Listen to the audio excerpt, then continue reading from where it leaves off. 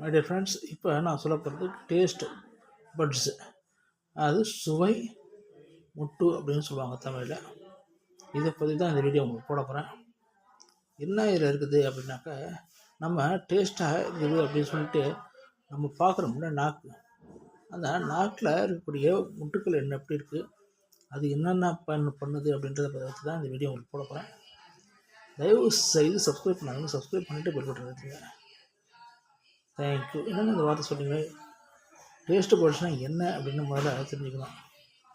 அது நம்ம சாப்பிடக்கூடிய உணவில் எது எது சாப்பிடலாம், எது எது சாப்பிடக்கூடாது அப்படின்றத நம்முடைய நாக்கு சொல்லும். எது எதை விரும்பி சாப்பிட்லாம், எது எது விரும்பி ரெண்டாக வெறுப்பாக சாப்பிட்ணுன்றதை நாக்கு சொல்லும். இல்லாத நாக்கு எப்படிங்க சொல்லணும் அப்படின்னா, நீங்கள் ஒரு டேஸ்ட்டான ஒரு சர்க்கரையை எடுத்து வாயில் போட்டிங்கன்னா டேஸ்ட்டாக இருக்கும் ஒரு அப்படின்னு தோணும். ஒரு லட்டோ இல்லை ஒரு ஜிலேபியோ நீங்கள் சாப்பிடும்போது டேஸ்ட்டு உங்கள் நாக்கை திரும்ப திரும்ப கேட்கும். புரியுதுங்களா? அதே ஒரு பாவக்காயோ அல்லது வேறு ஏதோ ஒரு உங்களுக்கு பிடிக்காத ஒரு ஐட்டத்தை நீங்கள் சாப்பிடும்போது உங்களுக்கு அது வேண்டாம் வெறுப்பா அதை சாப்பிட மாட்டேன் அப்படின்னு ஒதுக்கிறதுக்கும் அது ஒரு சான்சஸ் கொடுக்குது. இப்போ இந்த டேஸ்ட்டு பட்ஸு எவ்வளோ இருக்கும் அப்படின்னா, ஒரு அப்ராக்சிமேட்டாக 10,000, அது 10,000 வரலாம் இருக்கும். அந்த 10,000 முடிச்சு ஒரு நார்மல் பர்சன்ஸுக்கு இருக்கும். அதே ஏஜ்டு பர்சன்ஸுக்கு 5,000, 5,000 வரலாம் இருக்கும். இப்போ இந்த டேஸ்ட்டு நம்ம எப்படி எடுக்குது அப்படின்னாக்கா, நம்ம வாயில் போட்ட உடனே அந்த டேஸ்ட்டு அதோடைய ஸ்மெல் இது ரெண்டையும் கனெக்ட் பண்ணி ஒன்று உருவாகுது. அப்போ நம்ம நாக்கில் போட்ட அந்த டேஸ்ட்டு எப்படி மூக்குக்கு போகுதுன்னு தான் தெரியல. அதில் நம்ம நீங்கள் மூக்கை பிடிச்சிட்டு அதே டேஸ்ட்டான அந்த உணவை சாப்பிட்டிங்கன்னா உங்களுக்கு அது சாதாரண உணவாக தெரியும். மூக்கை விட்டுட்டு நீங்கள் பார்த்தீங்கன்னா இந்த மட்டுக்களுக்கும் இந்த சுவாச உறுப்புக்கும் சம்மந்தம் இருக்குது. ஸ்மெல் உறுப்புக்கு அந்த ஸ்மெல்லில் வரும்போது இது நமக்கு டேஸ்ட் இருக்கும் அப்படின்னு சொல்லிட்டு மூளைக்கு அது சிக்னல் கொடுக்குது.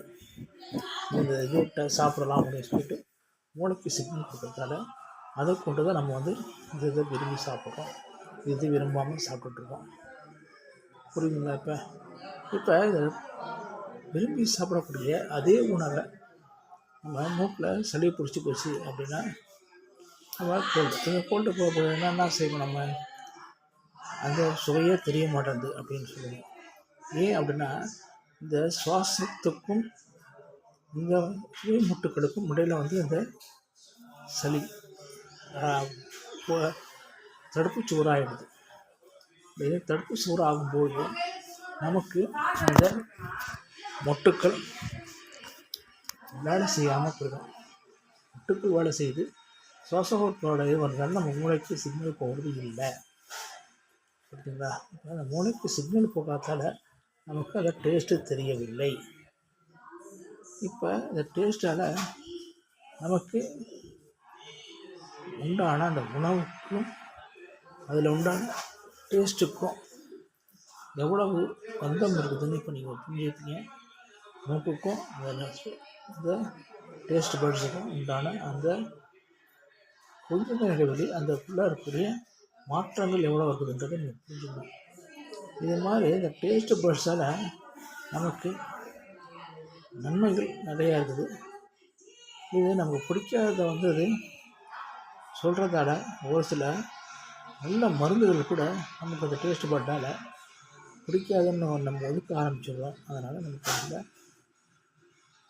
பயனற்றதாக அது மாற ஆரம்பிக்கும்.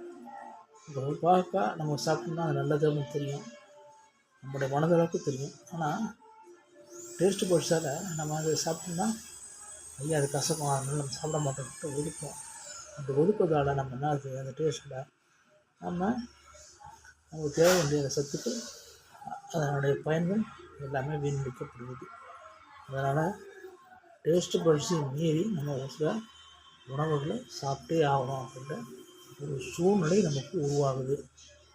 புரியுதுங்களா? அதனால் டேஸ்ட்டாக இருக்குது அப்படின்னு சொல்லிட்டு நீங்கள் லட்டையும் அதாவது ஜாங்கிரியும் நீங்கள் விரும்பி அதிகமாக சாப்பிட்டீங்கனாலும் அது உங்களுக்கு சுகரை உருவாக்கிடும். அதனால் டேஸ்ட் பட்ஸால் நன்மை இருக்குது மட்டும் இல்லாமல் தீமைகளும் இதில் இருக்குது. நல்லா புரிஞ்சுக்கிட்டு இனியும் அது டேஸ்ட் பட்ஸுடைய பயன் என்னன்றது நீங்கள் நல்லா தெரிஞ்சுக்கணும். பிடிச்சதுன்னா லைக் பண்ணுங்கள், கமெண்ட் பண்ணுங்கள். தயவு செய்து சப்ஸ்கிரைப் பண்ணிவிட்டு பெல் பட்டன் அழுத்துங்க. தேங்க்யூ.